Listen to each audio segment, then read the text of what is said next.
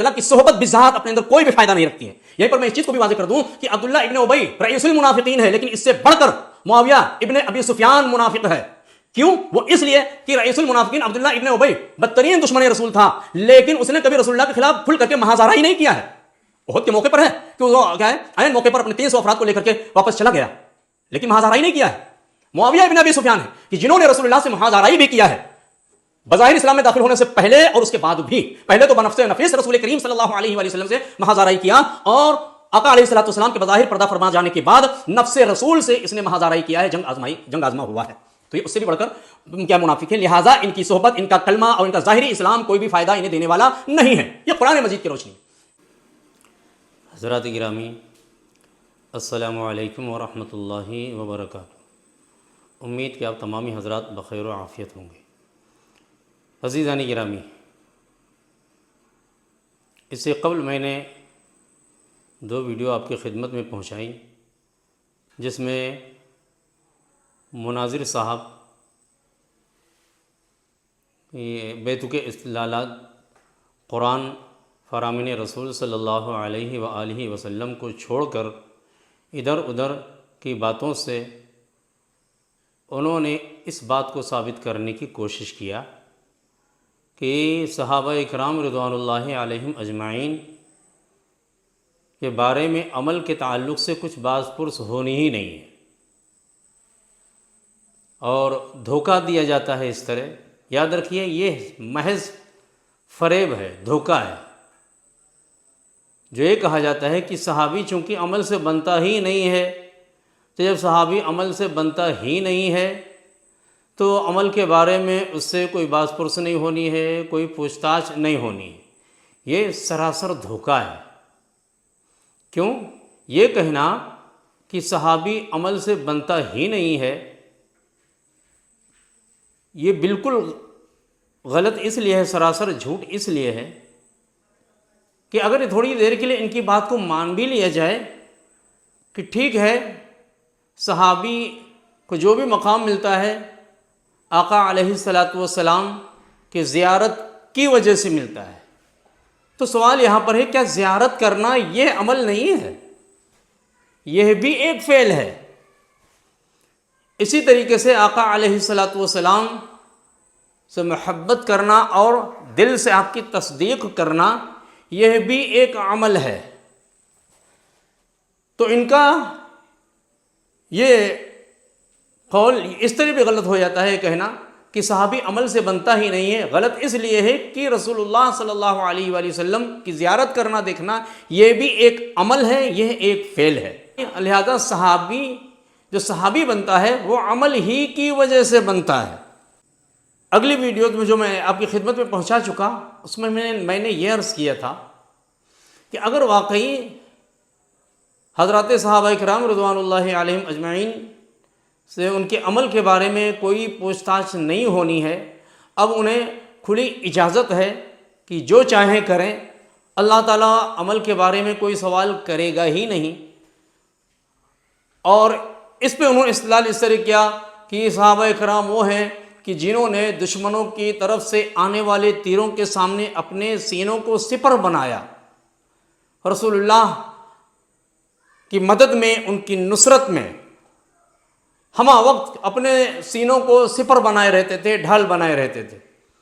تو میں نے عرض کیا تھا کہ اگر واقعی معاملہ ایسا ہی تھا کہ ہمہ وقت حضرات صحابہ اکرام پوری جواں مردی، پامردی، اخلاص و للہیت کے ساتھ رسول گرامی وقار صلی اللہ علیہ وآلہ وسلم کے قدموں میں اپنی جان قربان کرنے کا جذبہ ہی رکھتے تھے، تو پھر قرآن کی یہ آیات کس کے بارے میں نازل ہوئی ہیں کہ جن میں اللہ رب العزت نے زجر فرمایا ہے؟ تو اسی سلسلے کے تعلق سے میں ایک آیہ مبارکہ اور پیش کرنا چاہتا ہوں. یہ دیکھ سکتے ہیں آپ، ہے کنز الایمان. یہ کنز الایمان ہے اور یہ ہے سورہ توبہ، اور سورہ توبہ آیت نمبر 25 ہے.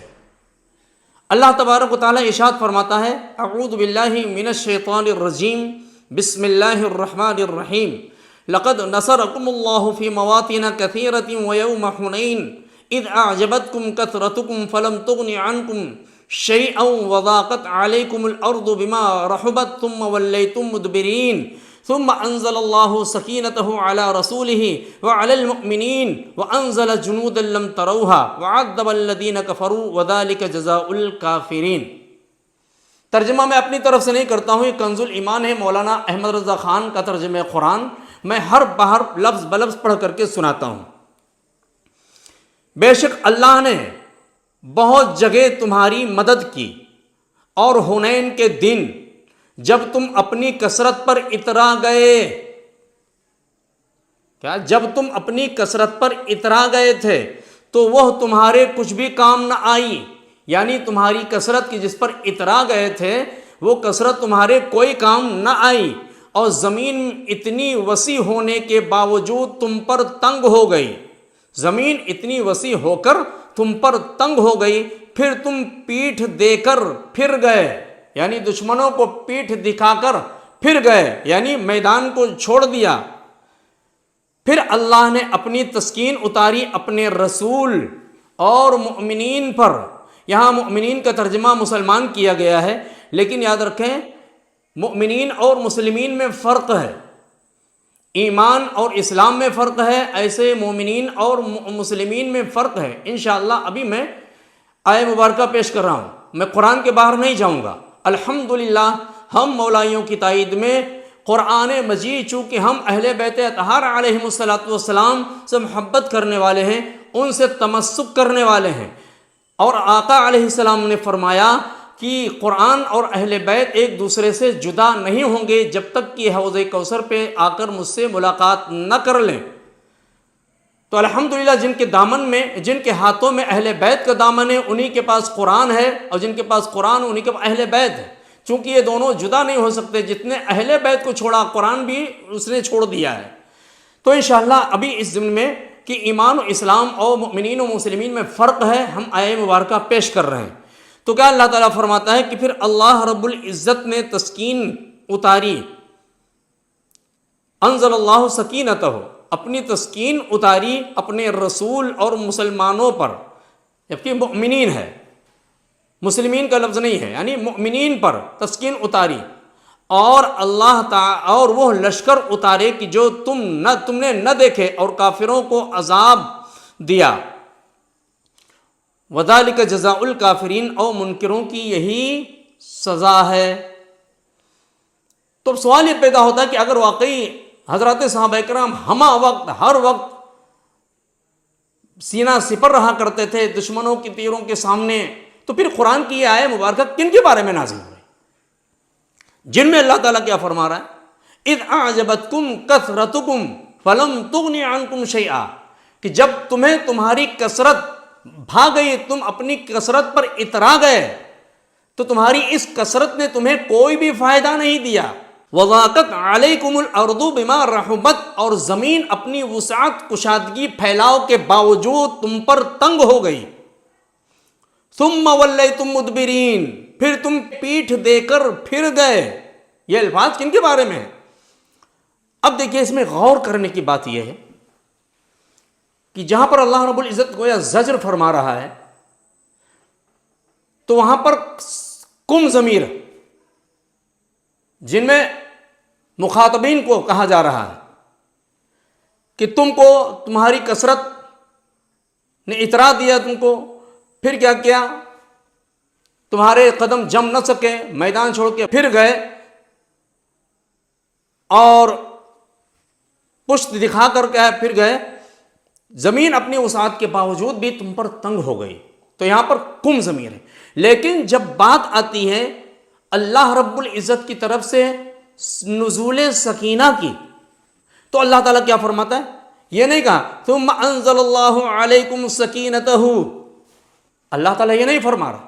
حالانکہ اگر یہی ہوتا کہ جن کو اللہ زجر فرما رہا ہے سکینہ انہی پر نازل ہوا ہے، تو قرآن مجید کا یہ الفاظ ہونے چاہیے کیا کہ ثم انزل اللہ سکینتہ علیکم، پھر اللہ نے تم پر اپنا سکینہ اتارا، نہیں، یہ الفاظ نہیں ہیں، بلکہ اللہ تعالیٰ فرمائے ثم انزل اللہ سکینتہ علی رسولہ، ضمیر نہیں لائی جا رہی ہے بلکہ اس میں ظاہر لایا جا رہا ہے کیا پھر اللہ نے تسکین اتاری اپنے رسول پر اور مومنوں پر تسکین اتاری. اس سے پتہ کیا چلا کہ جو مخاطب ضمیر خطاب سے جو مخاطب ہیں وہ سب یہاں پر نزول سکینہ میں شامل نہیں ہیں، ورنہ وہی ضمیر لائی جاتی.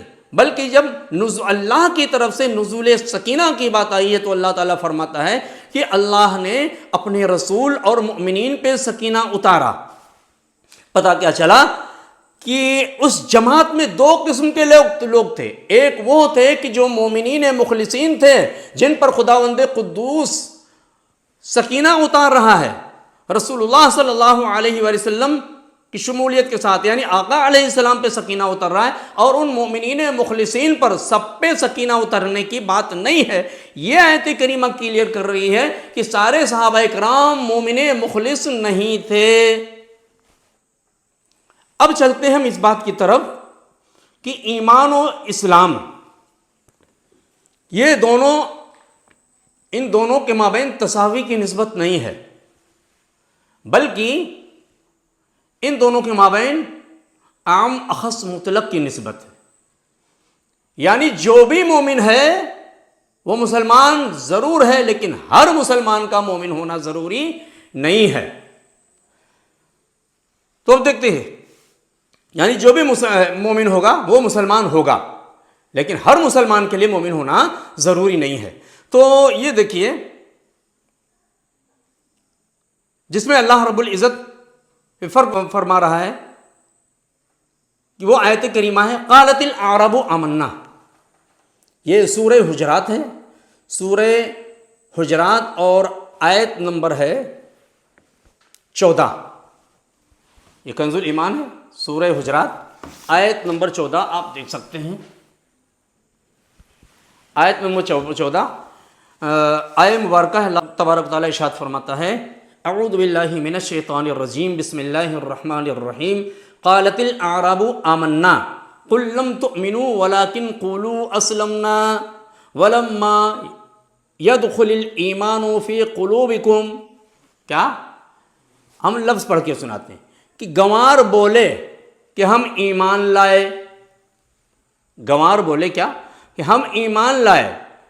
اے محبوب تم فرما دو کیا کہ تم ایمان تو نہیں لائے، ہاں یوں کہو کہ ہم مطیع ہوئے. اسلام کا اصل معنی ہوتا ہے ظاہری اطاعت، کہ ظاہری طور پر اگر کسی نے اپنے کو سلنڈر کر دیا ہے اور اطاعت قبول کر لیا ہے وہ مسلمان ہو گیا. مومن کسے کہتے ہیں؟ ظاہر کے اعتبار سے بھی اطاعت قبول کرے، دل سے بھی تصدیق کرے، وہ اطاعت اس کے دل میں اتری ہوئی ہو، اسے کہتے ہیں مومن. تو قرآن کیا فرماتا ہے؟ یہ گنوار کہتے ہیں کہ ہم ایمان لائے. اے محبوب آپ فرما دیجئے کہ تم ایمان تو نہیں لائے، البتہ یہ کہو کہ ہم مطیع ہوئے. اور ابھی ایمان تمہارے دلوں میں کہاں داخل ہوا؟ حالانکہ وہ کہہ رہے اسلم کیا آمنا کہ ہم ایمان لائے، لیکن اللہ کیا فرما رہا ہے قل لم تؤمنوا، اے محبوب فرما دیجئے تم ایمان نہیں لائے. ہاں یوں کہہ سکتے ہو کہ تم مطیع ہوئے اور ابھی تمہارے دلوں میں ایمان داخل کہاں ہوا. پتہ کیا چلا؟ اللہ تعالیٰ کیا فرمایا اے محبوب آپ ان سے کہہ دو کہ یہ کہو کہ ہم اسلام لائے، ایمان ابھی تمہارے دلوں میں داخل نہیں ہوا ہے. یہ آیت مبارکہ واضح طور پہ ایمان اور اسلام میں فرق کر رہی ہے، لیکن ان طلقاء کو بچانے کے لیے مولوی صاحبان نے کیا کہہ دیا کہ نہیں نہیں ایمان اور اسلام میں تساوی کی نسبت ہے، جو ایمان وہی اسلام، جو اسلام ہے وہی ایمان ہے. بالکل قرآن کے خلاف. قرآن فرق کر رہا ہے، دیکھ سکتے ہیں آپ. قرآن کہہ رہا ہے کہ اسلام ایمان نہیں ہے، ہر اسلام ایمان نہیں ہے. انسان کیا ہے مسلمان ہو سکتا ہے لیکن کیا ہے ایمان اس کے دل میں نہیں اتر سکتا، ممکن ہے نہ اترا ہو. کہ یہ کیا تو یہ کہو کہ ہم مطیع ہوئے اور ابھی تمہارے دلوں میں ایمان داخل کہاں ہوا ہے. تو آئے آپ نے دیکھا کہ ایمان اور اسلام میں فرق ہے واضح طور پر. لہٰذا اس موقع پر میں یہ بات واضح کر دینا چاہتا ہوں کہ آقا علیہ السلام کے اس فرمان کو لے کر کے جو خلط مبحث کی جاتی ہے اور سادہ لوگ عوام کو دھوکہ دیا جاتا ہے کہ آقا علیہ السلام نے فرمایا کہ میرا یہ بیٹا یعنی امام حسن مصطفیٰ علیہ السلام کو فرمایا کہ میرا یہ بیٹا سید و سردار ہے اور عنقریب اللہ تعالیٰ اس کے ہاتھوں مسلمانوں کے دو بڑے گروہوں میں صلح کرائے گا۔ تو کیا کہتے ہیں، یہ دیکھیے قرآن کیا ہے، رسول اللہ تو فرما رہے ہیں کہ امام حسن مصطفیٰ جن دو گروہوں کے درمیان صلح کرائیں گے دونوں مسلمان ہوں گے، اور یہاں پر کیا ہے، یہ رافضی کہتے ہیں، یہ کیا دنیا بھر کے الفاظ گالی گلوم کر کے یہ رافضی خبیث ملعون یہ کہتے ہیں کہ وہ مسلمان نہیں تھے۔ یاد رکھیے قرآن نے کہہ دیا کہ آدمی مسلمان ہو سکتا ہے اس صورت میں بھی کہ ایمان اس کے دل میں نہ اترا ہو، تو ہم ان کو مسلمان مانتے ہیں۔ ایسے ہی مسلمان جن کے بارے میں قرآن نے کہا کہ ان سے کہہ دو کہ تم مسلمان ہو لیکن مومن نہیں ہو، لہذا وہ کیا ہے، حدیث پاک تمہیں کوئی فائدہ نہیں دیتی۔ بے شک چونکہ انہوں نے ظاہری طور پہ کلمہ پڑھا تھا، روزہ نماز حج زکوٰۃ کیا ہے ظاہری طور پہ کرتے تھے، لہذا اس طریقے سے وہ مسلمان تھے، لیکن ان کا مومن ہونا ضروری نہیں، مومن حقیقت میں وہ نہیں تھے۔ لہذا یہ حدیث مبارکہ آپ کے حق میں کچھ ذرا بھی سود مند اور فائدہ مند نہیں ہے۔ تو میرے عزیز بھائیو، تو آپ نے دیکھا کہ ایمان اور اسلام میں فرق ہے۔ تو یہ جو کہا جاتا ہے کہ صحابی عمل سے بنتا نہیں، یہ بھی بہت بڑا جھوٹ ہے، اس لیے کہ یاد رکھو بذات صحبت اپنے اندر کوئی بھی فضیلت نہیں رکھتی ہے۔ رسول اللہ صلی اللہ علیہ وآلہ وسلم کی صحبت فی نفسہ بنفسہ صحبت کوئی فضیلت نہیں رکھتی ہے۔ کیوں؟ اگر رسول اللہ صلی اللہ علیہ وآلہ وسلم کی زیارت کر لینا، آپ کی صحبت میں کیا ہے بیٹھنا رہنا، یہ باعث فضیلت ہوتا تو چاہیے ابو جہل ابو لہب یہ بھی جنتی ہونے چاہیے، اس لیے کہ ابو جہل ابو لہب روز تو رسول اللہ کی زیارت کرتے تھے، بیٹھتے بھی تھے ساتھ میں۔ تو کیا اگر یہ مان لیے کہ صحبت بذات صحبت فائدہ مند ہے، یہ بالکل غلط ہے، اس لیے کہ ابو جہل ابو لہب باوجود کہ انہوں نے بارہا رسول اللہ کو دیکھا، ان کی صحبت بھی پائی، لیکن پھر بھی یہ بدترین کافر قرار پائے ہیں۔ پتہ کیا ہے، بذات صحبت کوئی فائدہ نہیں رکھتی۔ ہاں، کون سی صحبت فائدہ رکھتی ہے؟ آقا علیہ السلام کی وہ صحبت فائدہ رکھتی ہے جو ایمان کے ساتھ ہو، اور وہ بھی کیا ہے، ایمان یعنی اخلاص کے ساتھ، جو ایمان کے ساتھ۔ تو یاد رکھو صحبت وہ کارآمد ہے جو ایمان کے ساتھ ہو، اور ایمان لانا تصدیق قلب یہ خود ایک عمل ہے، اور یہ ایسا عمل ہے کہ اسی عمل پر دیگر اعمال موقوف ہیں۔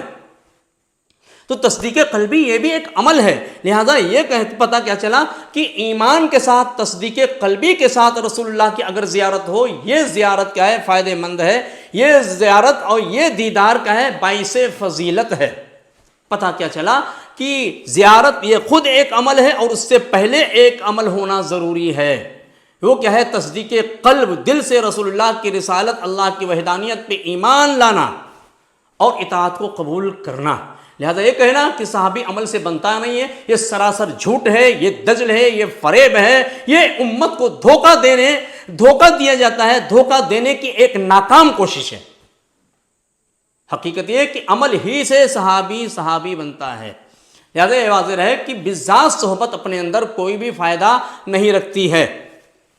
اور یاد رکھو کہ شریعت کے احکام ظاہر پہ لاگو ہوتے ہیں، کہ ظاہر میں اگر آدمی کلمہ پڑھتا ہے، نماز روزہ کرتا ہے، تو اس پر کیا ہے، شریعت کے احکام لاگو ہوں گے۔ یعنی اگر کیا ہے، وہ اگر مر جائے تو اس کے نسل سے اگر اس کا کوئی بیٹا یا اس کا کوئی بھائی مومن مخلص ہے، تو اب وہ اس کی میراث کا مستحق ہوگا، اس کی نماز جنازہ ہوگی، اس کو غسل و کفن، تجہیز و تکفین بالکل مسلمانوں کی طرح کی جائے گی۔ یہی وجہ ہے کہ دیکھیں عبداللہ ابن ابی کہ جو رئیس المنافقین ہے، عبداللہ ابن ابی رئیس المنافقین جسے کہا جاتا ہے، مگر چونکہ اس نے ظاہری اطاعت قبول کیا تھا، منافق تھا، کلمہ پڑھتا تھا، ظاہری طور پہ اطاعت بھی کرتا تھا، یہی وجہ ہے کہ ظاہر پہ عمل کرتے ہوئے میرے آقا علیہ السلام نے اس کی نماز جنازہ پڑھائی ہے، اور اس کو کفن کے واسطے اپنی قمیص بھی عطا کیا ہے۔ لیکن اس کے باوجود قرآن مجید کی آیہ مبارکہ اسی کے حق میں نازل ہوئی ہے، استغفر لہم او لا تستغفر لہم ان تستغفر لہم 70 مرہ فلن یغفر اللہ لہم۔ کیا کہ اے محبوب اس کے لیے آپ چاہے استغفار کریں یا نہ کریں، اگر 70 بار بھی آپ ان کے لیے استغفار کریں اللہ تعالیٰ اس کی مغفرت نہیں کرے گا۔ تو آپ نے دیکھا، حالانکہ عبداللہ ابن ابی یہ صحابی تھا، مسلمان تھا، رسول کا کلمہ پڑھ کر کے رسول اللہ کی صحبت بھی اختیار کیا تھا، اور ظاہری طور پر جو ہے یہ سارے اعمال کو بجا لاتا تھا، اور اسی ظاہر پر نظر رکھتے آقا علیہ السلام نے اس کی نماز جنازہ پڑھائی ہے اور اس کے لیے دعا بھی کی ہے۔ لیکن حکم آیا کہ پتہ کیا چلا، ادھر سے اللہ تعالیٰ کا حکم آ رہا ہے کہ اے رسول اگر 70 بار بھی اس لیے استغفار کریں تو اس کو فائدہ پہنچنے والا نہیں ہے۔ پتہ کیا چلا کہ صحبت بذات اپنے اندر کوئی بھی فائدہ نہیں رکھتی ہے۔ یہیں پر میں اس چیز کو بھی واضح کر دوں کہ عبداللہ ابن ابی رئیس المنافقین ہے، لیکن اس سے بڑھ کر معاویہ ابن ابی سفیان منافق ہے۔ کیوں؟ وہ اس لیے کہ رئیس المنافقین عبداللہ ابن ابی بدترین دشمن رسول تھا، لیکن اس نے کبھی رسول اللہ کے خلاف کھل کر کے محاذارہ ہی نہیں کیا ہے۔ احد کے موقع پر ہے کہ وہ کیا ہے، عین موقع پر اپنے 300 افراد کو لے کر کے واپس چلا گیا، لیکن محاذارہ ہی نہیں کیا ہے۔ معاویہ ابن ابی سفیان ہے کہ جنہوں نے رسول اللہ سے محاذارہ بھی کیا ہے، بظاہر اسلام میں داخل ہونے سے پہلے اور اس کے بعد بھی۔ پہلے تو بنفس نفیس رسول کریم صلی اللہ علیہ وآلہ وسلم سے محاذارہ کیا، اور آقا علیہ السلام کے بظاہر پردہ فرما جانے کے بعد نفس رسول سے اس نے محاذارہ کیا ہے، جنگ آزما ہوا ہے۔ تو یہ اس سے بھی بڑھ کر کیا منافق ہے، لہٰذا ان کی صحبت، ان کا کلمہ اور ان کا ظاہری اسلام کوئی بھی فائدہ انہیں دینے والا نہیں ہے۔ یہ قرآن مجید کی روشنی ہے۔ اب دیکھیے کیا کہا، وہ صحابی چونکہ صحبت سے رسول اللہ کی صحبت پایا، ان کے اعمال کے بارے میں کوئی بھی پوچھ تاچھ نہیں ہوگی۔ اور میرے عزیز بھائیو، اگر بر وقت آپ کو میری باتیں نہیں اچھی لگتی ہیں، تلخ لگتی ہیں، ٹھیک ہے، آپ مجھے گالی دے لیں، جتنا جی چاہے برا بھلا کہہ لیں، لیکن میری آپ سے ایک عاجزانہ، مخلصانہ، درد مندانہ گزارش ہے میرے عزیز بھائیو، کبھی سینے پہ ہاتھ رکھ کے ٹھنڈے دل سے نیوٹرل ہو کر سنجیدگی کے ساتھ غور کیجئے قرآن مجید کی ان آیات مبارکہ پر، کہ کس طریقے سے آپ کی آنکھوں میں دھول جھونکا جاتا ہے، کس طرح آپ کو کیا ہے دھوکہ دیا جاتا ہے۔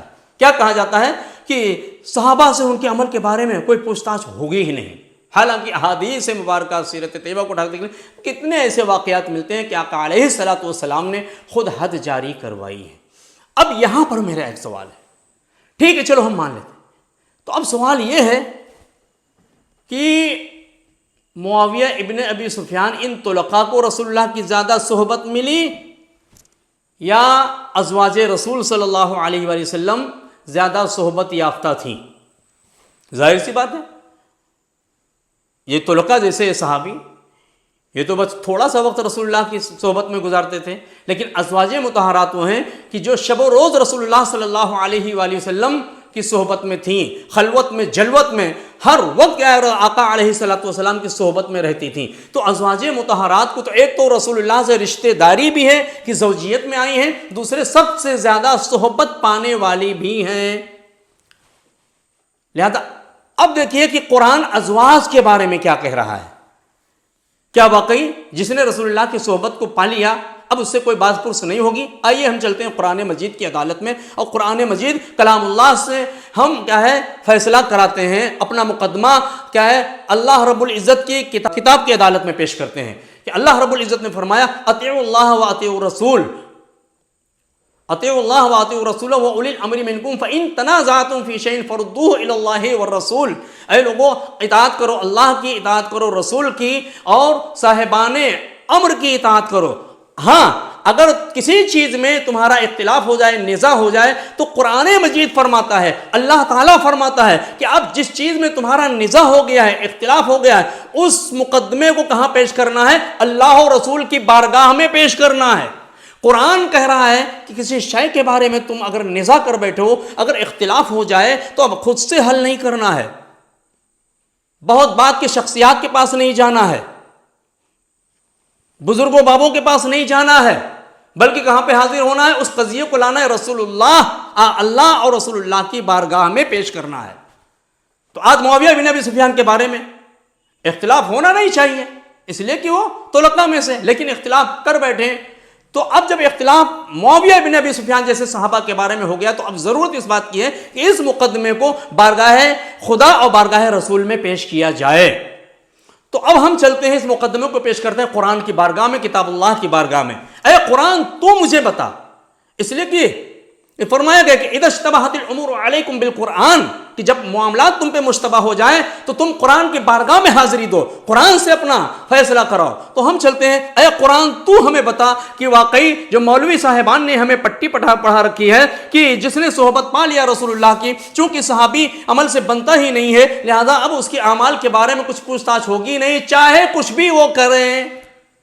اے قرآن تو مجھے بتا کہ جو سب سے زیادہ صحبت پانے والی ازواج رسول صلی اللہ علیہ وآلہ وسلم ہیں، آیا ان کے بارے میں اے قرآن تو کیا کہتا ہے. تو یہ دیکھیے، یہ ہے سورہ احزاب، اور سورہ احزاب کی آیت ہے 30 یعنی 21ویں پارے کی سب سے آخری آیت مبارکہ. یہ ہے آیت، آپ دیکھ سکتے ہیں آیت مبارکہ کیا ہے. اعوذ باللہ من الشیطان الرجیم، بسم اللہ الرحمن الرحیم. یا نساء النبی من یأتی منکن بفاحشۃ مبینہ یضاعف لها العذاب ضعفین وکان ذلک علی اللہ یسیرا. ہم لفظ بلفظ پڑھ کر کے سنا رہے ہیں. اللہ تعالیٰ کیا فرماتا ہے؟ یہ مولانا احمد رضا خان کے یہ الفاظ ہیں. اے نبی کی بیویوں، جو تم میں صریح حیا کے خلاف کوئی جرت کرے اس پر اوروں سے دگنا عذاب ہوگا. یعنی اے ازواج رسول، تمہاری یہ فضیلت ہے کہ تم کو میں نے زوجیت رسول میں دیا ہے. اگر تم کوئی ایک نیکی کا کام کرو گی تمہیں دگنا اجر ملے گا، اور اگر تم نے کوئی ایک حیا کے خلاف کوئی کام کیا تو اس پر دگنا تمہیں سزا بھی ملے گی، دگنا عذاب بھی ملے گا. یضاعف لها العذاب ضعفین، اس پر اوروں کی بنسبت دگنا عذاب ہوگا. یہ دیکھیں قرآن کے واضح الفاظ ہیں. یہ ان کے بارے میں ہے کہ جنہوں نے سب سے زیادہ رسول اللہ کی صحبت حاصل کیا ہے. ازواج رسول جلوتوں میں، خلوتوں میں، ہر موقع پر آقا علیہ الصلوۃ والسلام کی صحبت میں، ان کے بارے میں کہ صحبت بھی ہے، رشتہ داری بھی ہے رسول اللہ صلی اللہ علیہ وآلہ وسلم سے. اس کے باوجود کیا قرآن کہہ رہا ہے کہ اگر تم نے حیا کے خلاف کوئی کام کیا تو تمہیں اوروں کی بنسبت دگنا عذاب ہوگا. وَكَانَ ذَلِكَ عَلَى اللَّهِ يَسِيرًا، اور یہ اللہ کے لیے بہت آسان ہے. تو یہ دیکھا میرے عزیز بھائیوں، قرآن کیا کہتا ہے اور یہ ناصبی مولوی صاحبان کیا کہتے ہیں. بالکل جو بھی موقف اختیار کرتے ہیں قرآن کے خلاف. قرآن کہتا ہے ایمان و اسلام میں فرق ہے، مولوی صاحب کہتے ہیں نہیں کوئی فرق نہیں، جو ایمان وہی اسلام، جو اسلام وہی ایمان. قرآن کہتا ہے کہ ازواج رسول جو سب سے زیادہ صحبت حاصل کرنے والی ہیں آقا علیہ الصلوۃ والسلام کی، انہیں اگر کوئی حیا کے خلاف کام کرے انہیں دگنا عذاب ملے گا. مولوی صاحب کہتے ہیں نہیں اب چونکہ صحبت مل گئی اب اسے اس کے اعمال کے بارے میں کچھ پوچھا ہی نہیں جائے گا. او میرے عزیز بھائیو، غور کیجئے، قرآن کی بارگاہ میں آئیے، اللہ کی بارگاہ میں آئیے، اپنے مختلف فی امر کو بارگاہ رسول اور بارگاہ خدا میں پیش کیجئے، وہاں سے آپ جو ہے فیصلہ لیجئے. یہ دیکھیے قرآن کیا سناتا. تو عزیز بھائیوں، گزشتہ ویڈیو میں نے عرض کیا تھا کہ ان کے پاس چونکہ قرآن اور رسول کریم صلی اللہ علیہ وسلم کے فرامین میں سے کچھ بھی نہیں ان کے ہاتھ میں ہے، اس لیے ایسے موقع پر یہ کیا کرتے ہیں، خواب دیکھنا شروع کرتے ہیں. میں نے عرض کیا تھا، یہ ایک صاحب کا خواب بیان کیا.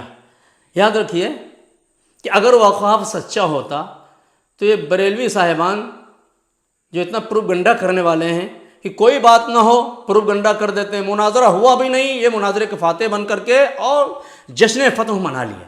اگر واقعی انہوں نے خواب بیان کیا ہوتا تو ضرور ان کی ویڈیو کو نشر کرتے، ممکن ہے نشر بھی کیا ہو، اس لیے کسی سے بھی خواب کو بیان کر کے یہ کیا نام ہے نشر کرا سکتے ہیں، لیکن ابھی تک تو نہیں ہوئے. اگر ہوتا تو فوراً انہوں نے نشر کر دیا ہوتا.